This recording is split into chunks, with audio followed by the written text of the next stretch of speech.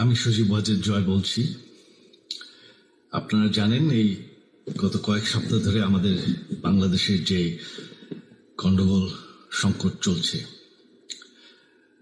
এই যে ছাত্রদের কোটা বিরোধী আন্দোলন, কোটার বিরুদ্ধে আমরাও ছিলাম।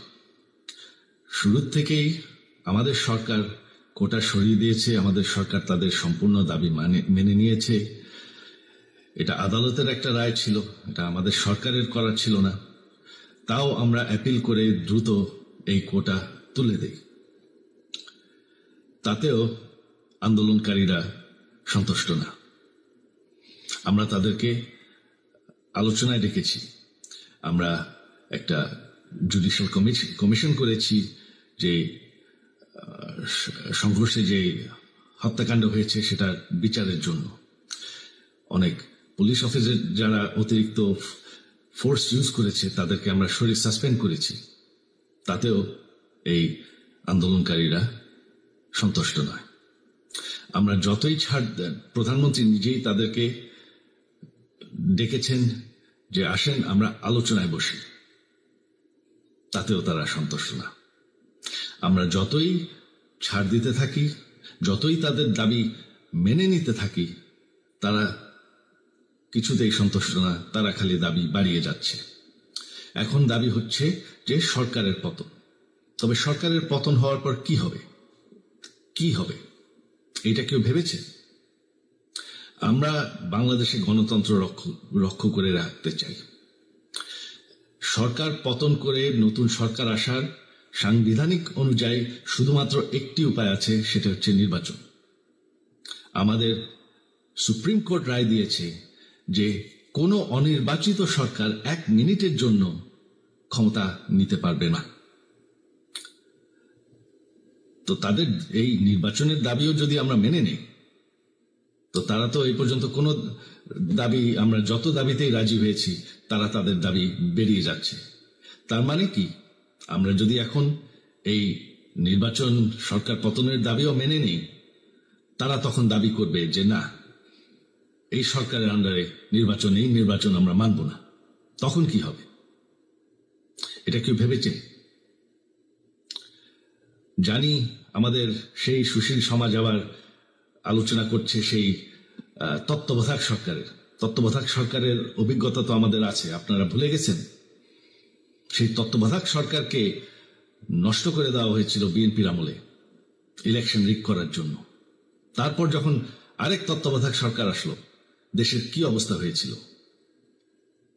শেষমেশ সব থেকে বড় কথা যে আমাদের সংবিধানে স্পষ্ট বলা আছে এবং আমাদের সুপ্রিম কোর্ট রায় দিয়েছে যে অনির্বাচিত সরকার 1 মিনিটের জন্য দেশের ক্ষমতায় থাকতে পারবে না।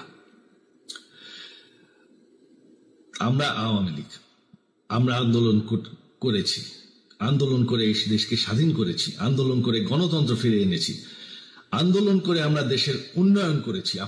আপনারা যে বঙ্গবন্ধুর মেয়ে শেখ হাসিনার বিরুদ্ধে বলছেন, আজকে শেখ হাসিনা না থাকলে বাংলাদেশ এতদূর আসতে পারত? অসম্ভব। কেউ কল্পনা করতে পারে নাই যে বাংলাদেশ এরকম উন্নতি করবে, এরকম উন্নয়ন হবে। ঠিক আছে, শেখ হাসিনার পর আপনাদের কি হবে সেটা আমারও চিন্তার বিষয় না, আমার পরিবারের আর চিন্তার বিষয় না, আপনারা বুঝবেন। তবে এইভাবে সংঘর্ষ করে, হত্যাকাণ্ড করে ক্ষমতা দখল করা যাবে না। এটা আর আন্দোলন না। যখন পুলিশ হত্যা করা হচ্ছে, নিরীহ মানুষের উপর হত্যাকাণ্ড চলছে, মানুষের বাসায় আগুন দেওয়া হচ্ছে, জার্নালিস্টদেরকে হত্যা করা হচ্ছে, এটা হয়ে গেছে সন্ত্রাস। আর সন্ত্রাস মোকাবেলা শুধুমাত্র একটি ভাবে করা যায়। আমার অনুরোধ, আমাদের ল এনফোর্সমেন্ট, আমরা অনেক ধৈর্য দিয়েছি আর ধরেছি, তবে এখন আর এটা সহ্য করা যাবে না।